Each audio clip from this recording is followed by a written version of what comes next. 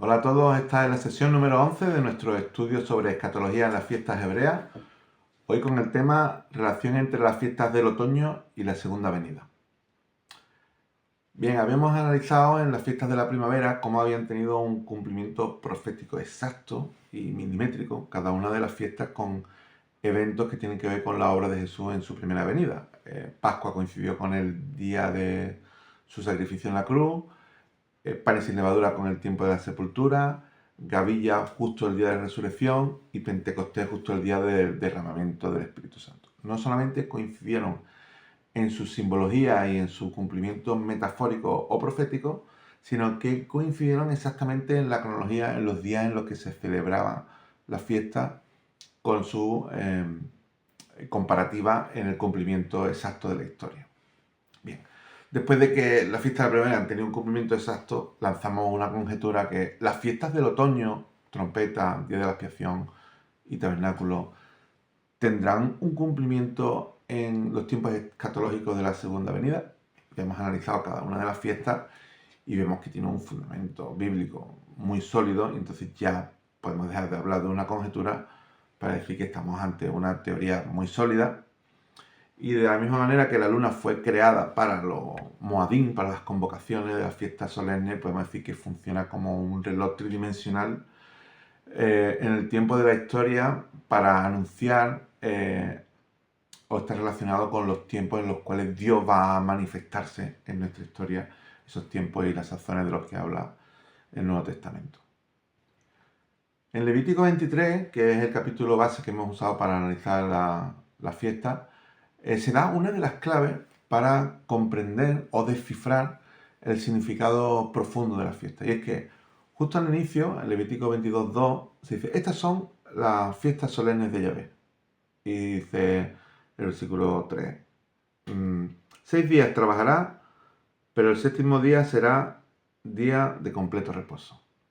Y después el versículo 4 vuelve a decir, estas son las fiestas solemnes de Yahvé. Entonces, es como, antes de enunciar las fiestas, Pascua, panes sin levadura, etcétera, todas, hace como un inciso, y cuando va a anunciar la fiesta, primero dice, 6 días trabajará y el séptimo día será día de reposo. Pero este día de reposo semanal ordinario no era una de las convocaciones especiales, ¿no? Para ir a Jerusalén o hacer fiestas, hacer sacrificios, y celebrar como después se desarrollan todas las fiestas.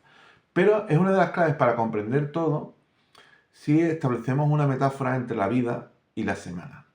La semana como metáfora de nuestra vida o la semana como metáfora de toda la historia.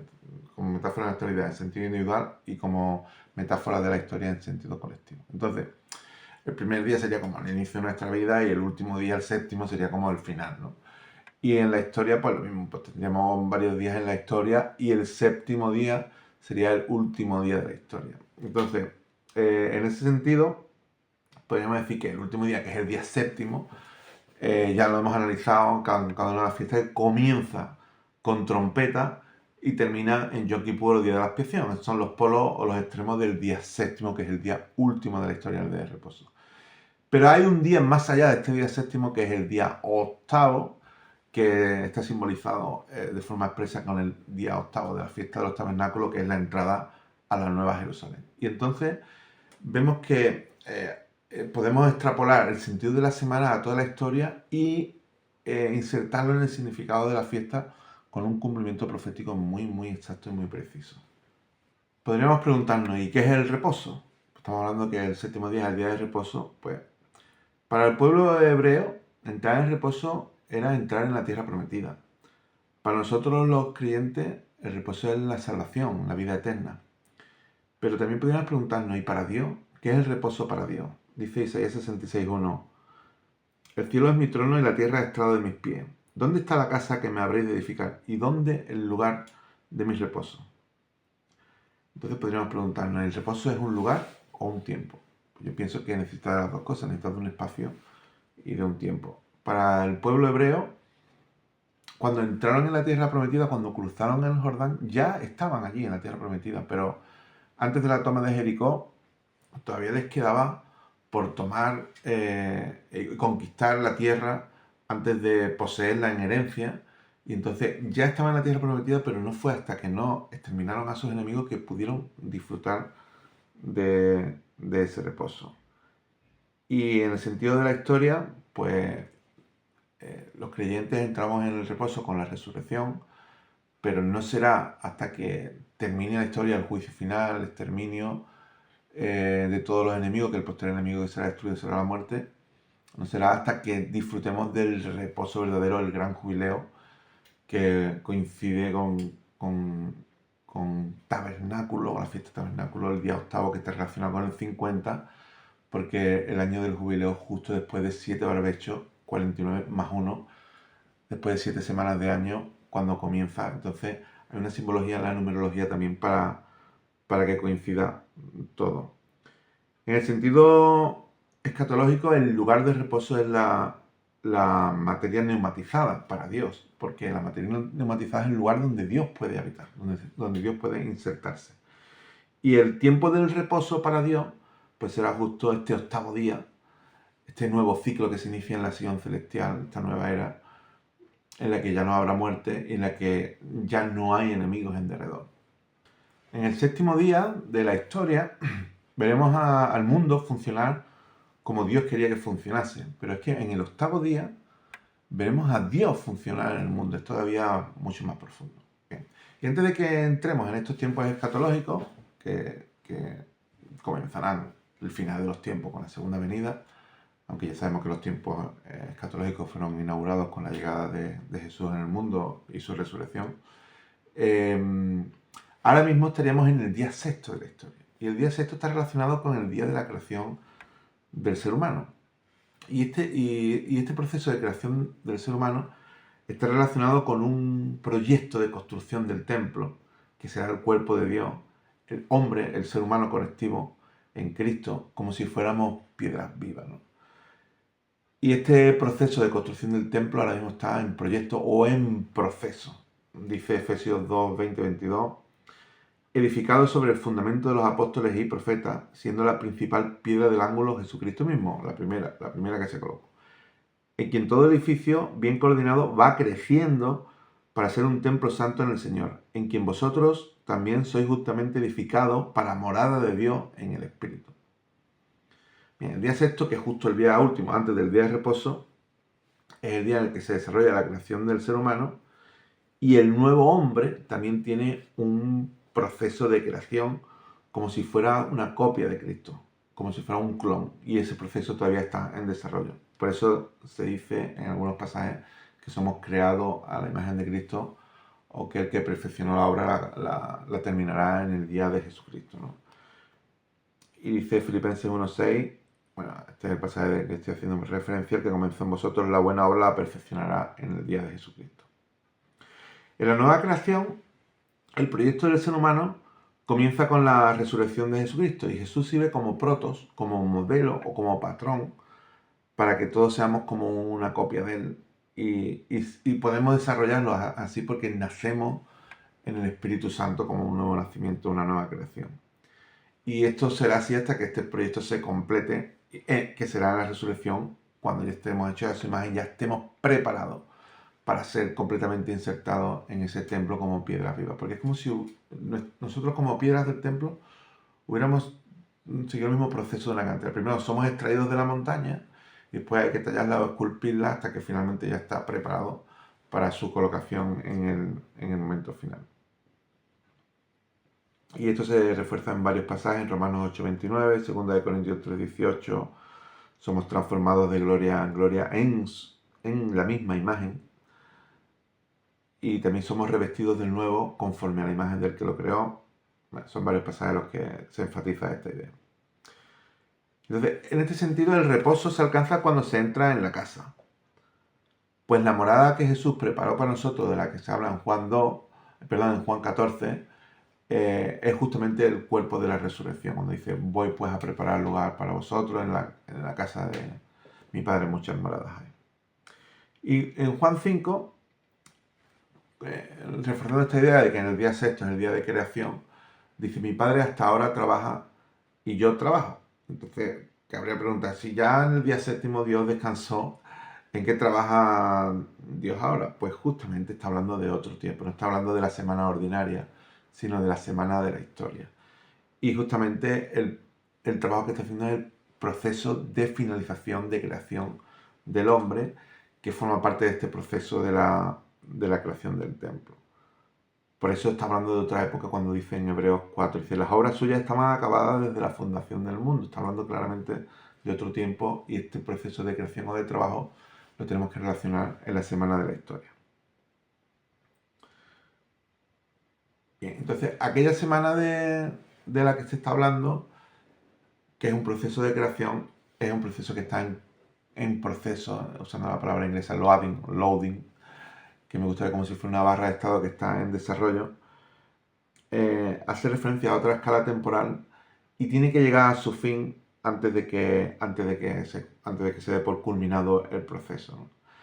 Y este proceso es de perfeccionamiento de materiales, como ya hemos hablado, y la segunda venida no se retrasa, sino que está esperando a que llegue a su fin. Dice Tito 2:3, no retarda su promesa, el cual quiere que todos los hombres sean salvos. Cuando la plenitud de los gentiles haya entrado, entonces será el tiempo del fin.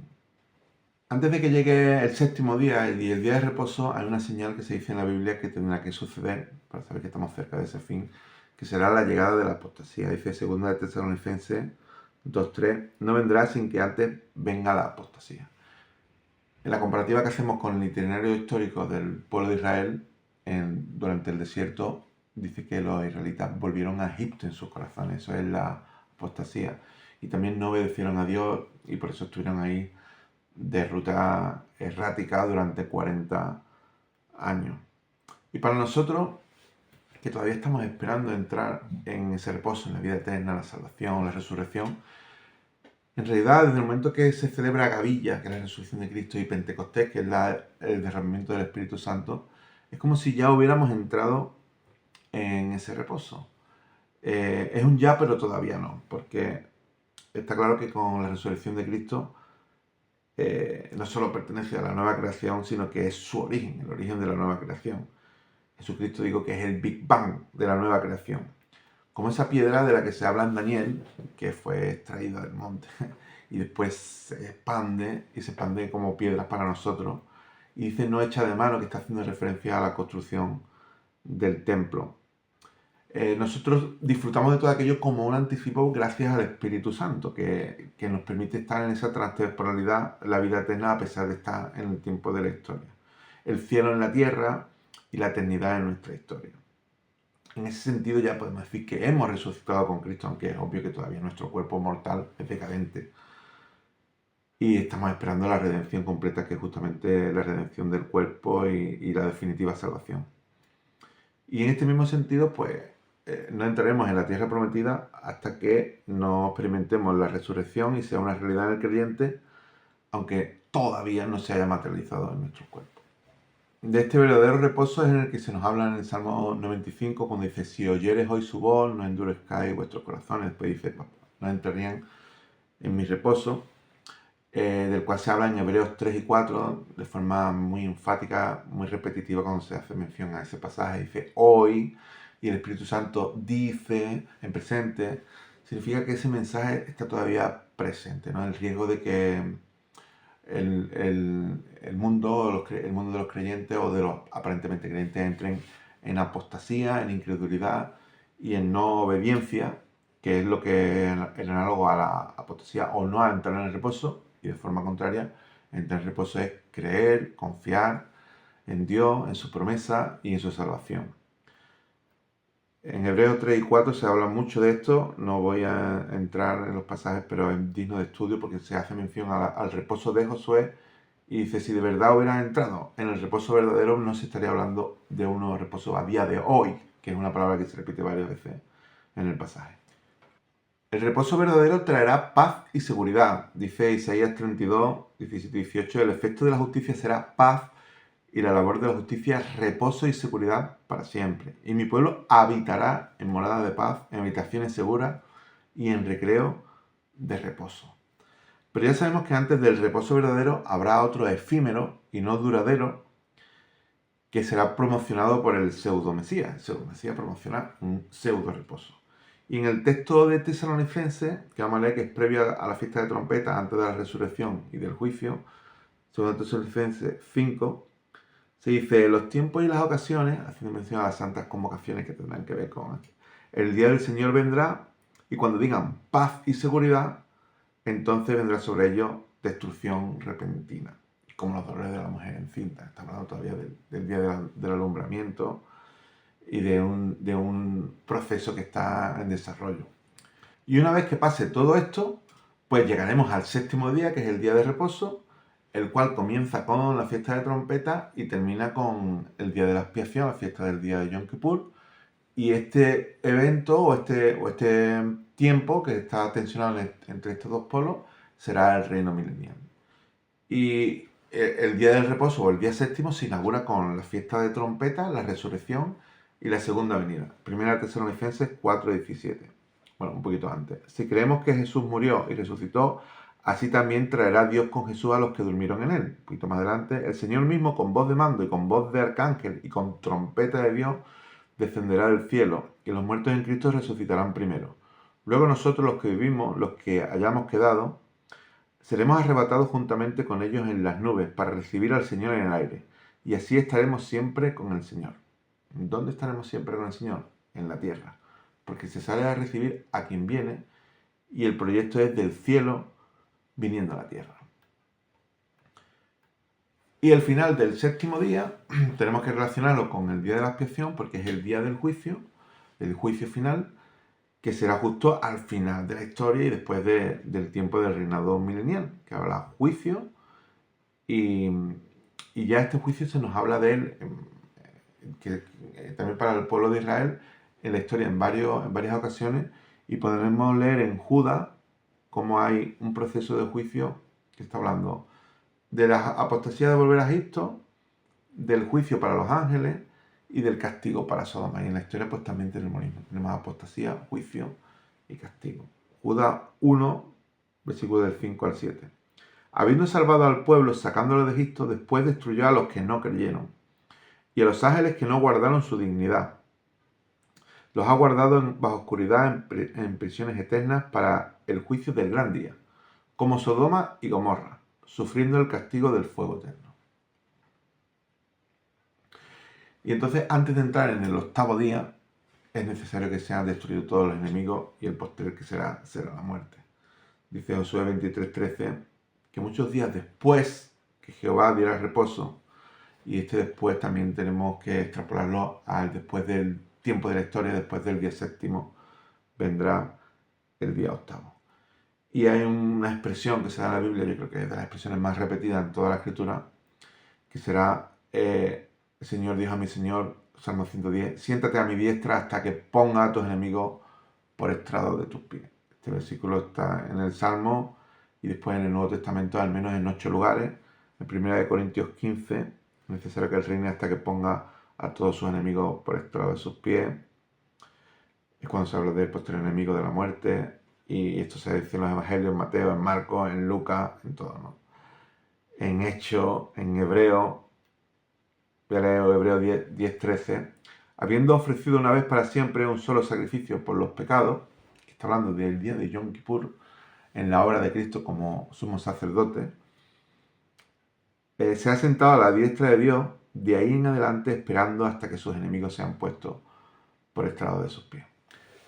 Y de esta manera entramos en el día octavo de la historia, que sería ya después de la historia en realidad, está relacionado con la fiesta de los tabernáculos, y el día octavo es el día de la eternidad del que nos habla Pedro, la Nueva Jerusalén, la Sion celestial, los cielos nuevos y la tierra nueva, que serán justo después del día séptimo, justo después del día del Señor, día en el que los creyentes entran por medio de la obra del Espíritu Santo en la resurrección y que anticipan, también será la antesala de lo que será esta nueva historia de los cielos nuevos y la tierra nueva, que es anticipada no solamente desde el día séptimo, sino desde la resurrección de Cristo, porque el que entra en la resurrección ya entra en la vida eterna. Dice en 2 de Pedro 3, varios versículos en el que se enfatiza que el octavo día es tras el juicio. El día del juicio, y después dice, para la venida del día de Dios, en el cual los cielos encendiéndose serán deshechos y los elementos siendo quemados se fundirán, pero nosotros esperamos, según sus promesas, cielos nuevos y tierra nueva en los cuales mora la justicia. A Él sea la gloria, ahora y hasta el día de la eternidad. Amén. En la resurrección y en la nueva creación, la materia es neumatizada, espiritualizada, y adquiere unas propiedades de tal manera que Dios mismo pueda integrarse en esta materia. El proyecto queda culminado con el propio templo celestial, porque se dice que si Dios habita en los cielos, dice por ejemplo en 2 Crónicas 6, tú irás desde los cielos, desde el lugar de tu morada, o en Ezequiel 37:27, estará en medio de ellos mi tabernáculo y seré a ellos por Dios y ellos me serán por pueblo. Esto es una promesa que será cumplida en la Nueva Jerusalén, porque si los cielos son morada de Dios y Dios termina morando en la tierra, que es ahora su estrado, es porque los cielos y la tierra se fusionan, lo espiritual y lo material quedan imbricados. Y entonces podemos hablar del octavo día como el inicio del nuevo templo que es Dios mismo en la tierra, en la Nueva Jerusalén. Y entonces el día octavo tenemos que recordar que ya no se habitaba en enramada, que eso simbolizaba el tránsito por la historia, es como el inicio de un nuevo tiempo, de una nueva historia, de una nueva era. Y por eso el día octavo está, digamos, emparentado con el primer día, porque es después de un ciclo completo. Y esta numerología la podemos relacionar no solamente con un nuevo comienzo, sino con la consagración del templo, porque hay una figura de 7 más 1 que se repite en varias ocasiones. Por ejemplo, la toma de Jericó se entra después de 7 días tocando trompeta. La destrucción de las naciones son 7 reinos, lo que hay que conquistar antes de entrar a la tierra prometida. La consagración del santuario, del que se habla en Levítico 8 y 9, justo después de 7 días. La dedicación del altar en Nehemías y Esdras. En Esdras también es después de la fiesta de los tabernáculos, 7 días. La dedicación del templo de Salomón se hace también después de un 7 más 1, después de la fiesta de los tabernáculos, coincidiendo con ella. La consagración del templo en la época del rey Ezequías, en 2 Crónicas 29. La consagración del templo en Ezequiel 43, también es después de 7 días. Toda esta figura de 7 más 1 nos está hablando de que la fiesta de los tabernáculos, que es el colofón de toda la serie de fiestas, y de que la entrada del día octavo como el símbolo de la entrada a la Nueva Jerusalén, es en realidad una fiesta que representa la consagración del templo celestial, que me parece una conclusión fascinante e impresionante de todo lo que significan las fiestas y de todas las figuras que hay en la Biblia que apuntan a esto, de los cuales os he citado muchísimos pasajes. Con esto terminamos la sesión de hoy. Nos veremos en las próximas sesiones.